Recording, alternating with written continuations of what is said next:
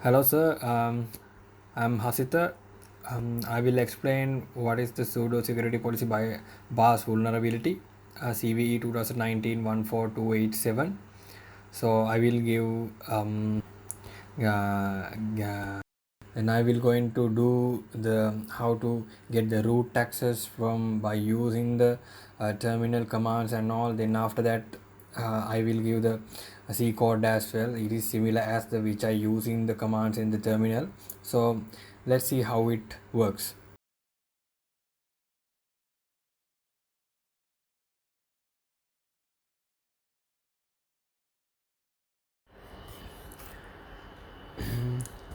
Let's get started. So all related information in regards to this vulnerability, like the CVID, well, so this is a vulnerability affects a pseudo versions prior to versions on point 1.8.28, which is quite recent, or it is the exact version that has patched this issue.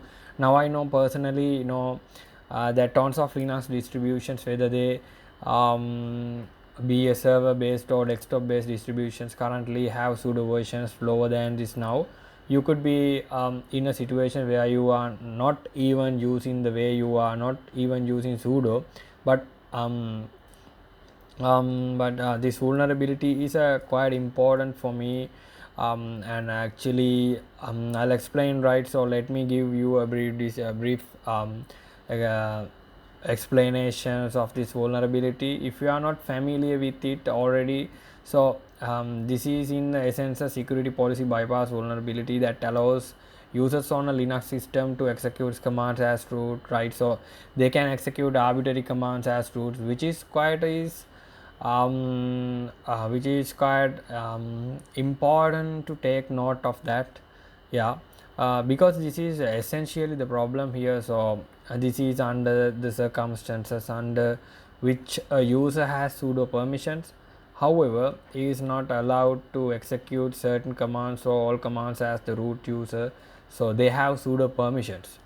However, they have it for a particular we have it for particular commands, so they cannot run it as the root user. So I will explain this one. We will be talking about user permissions in the sudo's files, because that's where this really comes into context, and where it will make a lot of sense of this vulnerability can be exploited by execute by commands as a particular user, as an arbitrary user.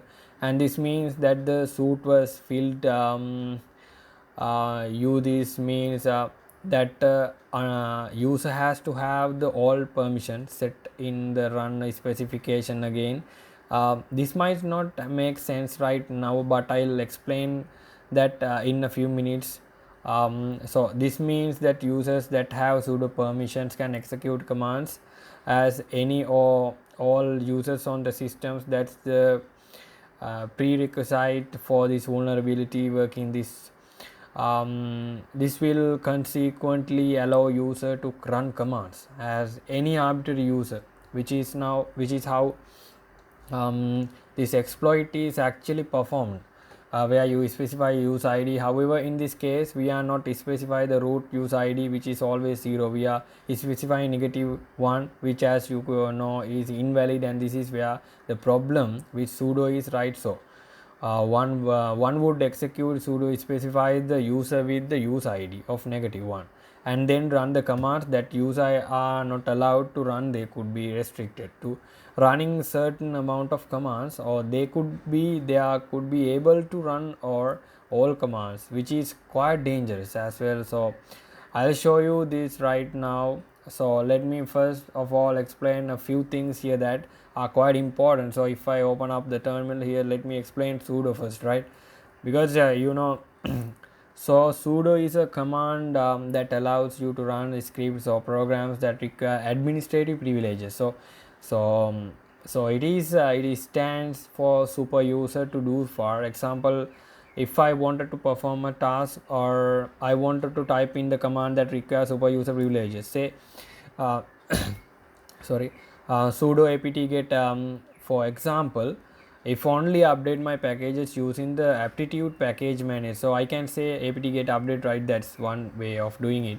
Now the other way of doing it that many of might be accustomed to doing it is using the switch user into super user and then typing in your command, right? So that's the other way of going over about it. But sudo is the preferred way for many system administrators. So typically when working with sudo, not many people take notice of the versions.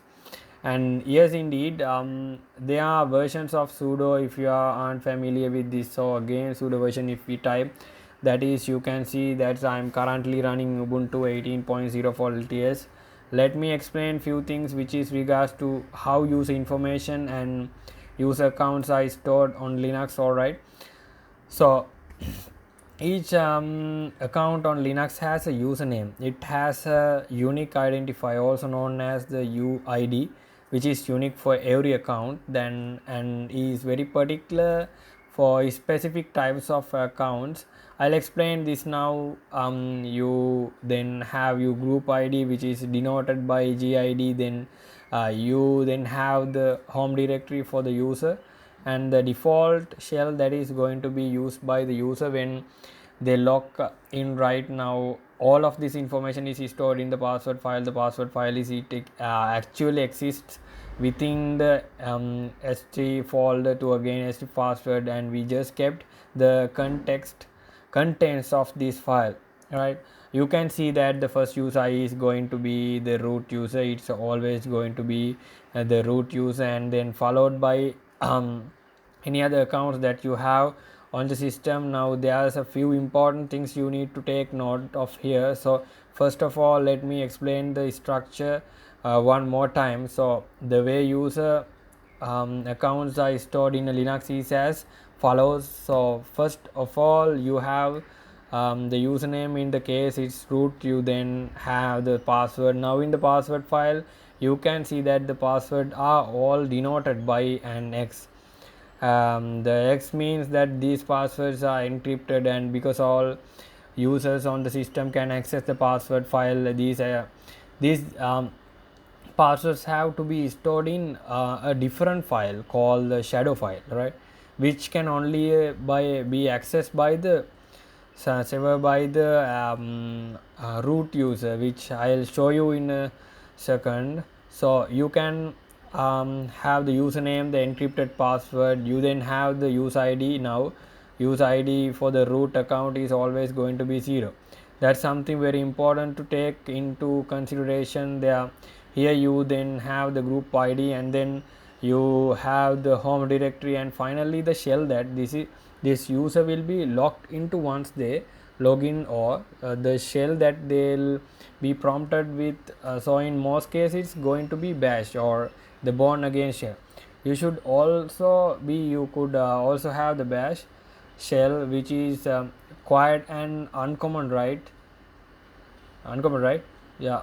Now but again, that's the only user account that we have. Now you can see that we have other types of accounts here. Now these other accounts are called system accounts. Right now system accounts are primarily set up for services like web servers, databases, and their job is to sort of maintain the permissions and file ownership for these various services. I'm not going to go too deep into that, but one way of differentiation between user accounts that you can actually log into and system accounts that you cannot log in twice by taking a look at the shell specification. In this case, let's take a look at the simple example here of the www data service, which you can see has the shell is scripted. Specified as user has been no login, which means that you cannot log in as this is as account, which makes it a system account. Now you can change this for users as well, and you can create various system accounts, but I'll explain how this differs and conventions for doing so. So if you take a look very clearly here at the system accounts, you can see that system accounts will typically have a use ID unique identifiers of greater than 0 but less than 1000, and then user accounts normal. user comes like Upekshita or whatever name, we will have the user ID of the thousands. And now if we actually take a look at the shadow file, because I want to explain a few bit of information in regards to how passwords are stored. So again I can say cat etc shadow, and let me open this up, and you can see again we are created by the root user as the first entry here, and this is in essence the structure. So you can you have the username and the password. Now this is of the course of course is a hashed password or an encrypted password, and you can get information um,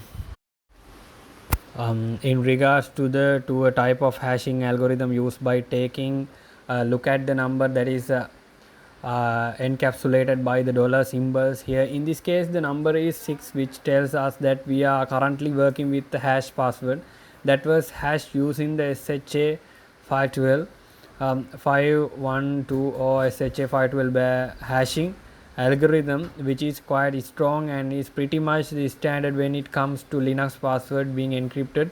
Nowadays you can also change that. I'm not, that's beyond the scope of this video. So I just wanted to explain that. Now the purpose of the explaining this is setting up the scenario for this. I'm going to create user and I'm gonna say user add I will say the user is going to be called Upekshita. So I'll specify the shell, and this is the standard user account, and I'll just say the username is going to Upekshita, right? And then I'll add a password for this user. So password like this, and a password here there are all right. So now if we take a look at the password file, you can see that we have the user Upekshita at the bottom, and as I mentioned the user ID is not set to 1,000. So if we to create another user account, you would see that the user ID would be 1000 and 1, and so forth. So I hope that makes sense here. All right, so now that we've created the user, we can now we started talking about the sudos files, which is primarily where this vulnerability starts to kick in, or where it will all be contextualized. All right, so now that I have explained that, let's sudo as well as, so the sudo's false contains all the permissions for users and groups on a Linux system, which is found in the etc folder. And again this file is can only be edited or can be modified by the root user, which means you need root privileges and again a safe way editing. This way this file is by using the v sudo command. All right, so let me explain why you should edit this file using the v sudo and the vsudo command. So again I can use nano directly, and I can say etc sudo I can modify this file as follows. But as I said, the standard SQL safe and SQL method of doing this is by using the vsudo command. All right, so vsudo is a tool that allows you to access and make change to the sudo's file sequally, right? Now when I'm say sequally, what do I mean by this? Well, it does this it essentially ensures there's only one user editing the sudo's files at a time, and is able to make changes, so that if you have more than one user editing it and they are making conflicting changes, you know that that can cause an issue. So that's why vsudo is widely used and considered one of the best options and the most eco options when it comes down to actually modifying this sudo's file, right? Secondly, checks the logical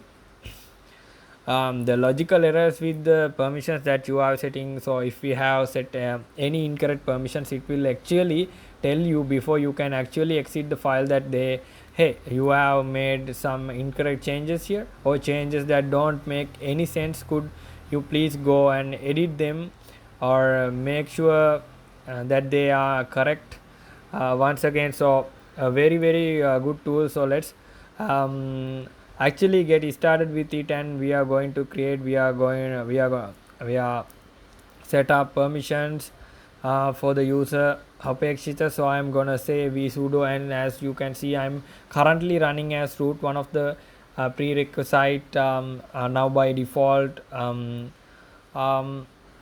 vsudo will use the default editor that your distribution or your system uses. In my case, I'm using Ubuntu, so the default is going to be kept to nanos. So you can also change that, use vim or vi if you want to use that, so that's totally up to you. So we want to go all the way down the user privilege specification, right? So this is the where I specify privileges for various users on the system. You can also specify user aliases and command aliases that you want to use. If you have tons of commands that you are using and you want to sort of reduce the overhead when it comes down to assigning a lot of permission to lots of users, so that's one way of approaching. That's all right. So let's talk about how permissions are set here now. One great example that you have with the sudo's file is you have this option here and the root user privilege specification here. So you can see that the root user has all. So what does that mean, right? So this essentially means that the root user can execute from all hosts as all users from all groups, and can run all commands, all right. So this is all hosts, and this right over here is the run as specification. So this means that the root user can run as all or any user on the system from any group from all or any group, and can run all commands. How that we understand that we can actually start assigning permissions for Upekshita. So let me say Upekshita all, and we are going to say yes, you can run as all users except the root user. So I'm going to say except root, and I'm going to close this, and then after this we can specify commands. Now many of many system administrators will pretty much give the ability to run all commands. However, because I want to demonstrate, I want to that this exploit does work, so I am going to say user bin id option, right? So so that will allow us to show to run the id command here. And remember, we are explicitly denied or refused this user from executing this command as the root user. That's something very important that you need to understand here, right? All right. Now that we have said that we can actually save this, and I'm gonna exit, and now we can run this exploit for first time, right? So if I say sudo, let me actually switch Upekshita here, so he can run this exploit. So I'll go back into my home directory, and if I say sudo and I say sudo it, I'm gonna enter the password. You can see it's gonna tell you, sorry, the user Upekshita is not allowed to execute the id command as root. So now that we know that, let me show you that the exploit does work. So to run the exploit, as I said, we say sudo and we specify the user. Remember, that is specific given this user the ability to run as all users, because we specified it in the run as section. We can not specify the username, but for this exploit to work, we need to specify the user id. So normally what one would do is we would say sudo user 0, use id 0, which is the root user, and then I type in id. You can see that this will fail, and it will tell us the same thing, you cannot run it as root. Now the exploit is by changing this 0 to a -1 or 1. You can use the unsigned number, which is its long number. So again, if we type in id and hit enter, and I enter my password, you can see tell us root. That's very weird, because that shouldn't be happening, because this user is Upekshita right over. here, but after I run that command, you can see that given that's the only command I can run with this, the only command I can run, and I'm not supposed to run it as the root user it gave us root. So that means that we can execute commands as the root user. So let me go back into the root user here, and I'm going to sorry, I want to actually give you another scenario here. So let's say one of the example that many people have been talking about is, let me just go back into the vsudo file is using them, and the fact that you can modify files or access files that you might not have been able to. So I can also use a command alias here. Let me show you how to use that as well as. So I can say command alias, and I can give, sorry, that is an underscore here alias, and I can say the command alias is going to be vim in case, right, and I can save them is going to be equal to user being vi, right. So I can specify the command alias here by just typing in vim, and that's one of the great things about using a command aliases. So that will essentially limit me to using this particular command. So I'll save the this and I'll exit, and as you can see, vsudo doesn't give me any errors. So that means that those changes are accepted. So I'll go back into Upekshita, and if I say sudo vi and I go into the root directory and I want to create a file called test.txt, and I'd enter, you can see it's going to give me that same error, right. So I cannot execute this command as the root user. So now if I change it out and I say sudo user again, I can use any user id I want. I can also specify my own user id. That's all. Make any sense. So a -1 and I enter, and there we are.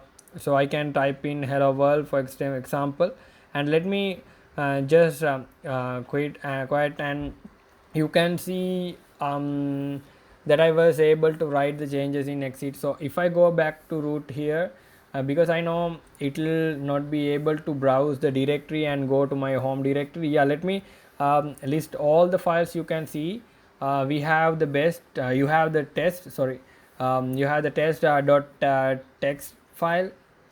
If I cat be the output of the desktop text default their UI. So you can see we were successfully able to use vi with the sudo or root permissions, and we are able to write a file to the root home directory. So you can so you from this you can obviously tell the power that this exploit has now. Let's take a look at the last scenario, which is the fact that the user is able to execute all commands, which is pretty much what a root what a lot of some sysadmins provide to users that require at least some flexibility with the commands in essence, or in regards to the users that they are able to run as. So I'm gonna save this file. This might tell us that we have an unused command alias. That's perfectly fine. So we will go back into Upekshita here, and this time let's try and get a bash and get a sorry, get a bash shell, sorry. So clear this out, and if I say sudo bash, I'd enter there. You are it gonna tell us this user is not allowed to execute pin bash as root. So if I say in our sudo user -1 sorry -1, and I say, and I hit enter, and you can see I was able to get root access here. So this really tells you the power of this vulnerability, and the fact that a lot of users on systems can abuse this. And I'm not saying that this might be the case with users on a system in a company, but again it's something that you will finding very commonly, and I hope that it's going to be used in many of the CTF, and hack the boxes, because with the configuration or the various scenarios that you can set up with the sudo files, there are tons of ways in which you can actually learn system permissions. Then that's from that I was really learn those things and all exploitation that way. So that's pretty much what I wanted to show off. And again I pretty much showing you the various scenarios that this is can be used with limiting of commands. So again run specification is pretty much where things where you can sort of lock down things to again. So again you can see you can specify users that you want to instead of using the all specification. And again regardless of whatever root or sudo or the super users account cannot used to execute a particular command, you can see that can be bypassed easily just by the fact that you have all permissions set in the run specification. So that's pretty much all that I wanted to explain in this video. And I will give the C code as well to understand about how the inside of this which I take in that steps. So it is really understandable for you to get a good idea about it. Then I will give the C code and you can see here, right? So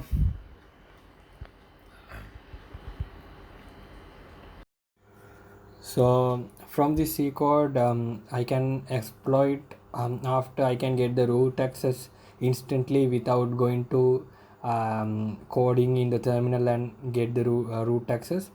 It's really easy to get the access. Yeah, what I did in the previous terminal codes and get the root access is similar as this code C code as well, because in this C code I will when I exploit this C code I can get the root access instantly without going to coding step by step. So I was explained those things as well in previously. So in this C code we can get an idea about how it's internally running inside of this Linux kernel. So then you can see now after running this exploitation, so here it's this program is exploited successfully, because it's injected success is there, you can see from here.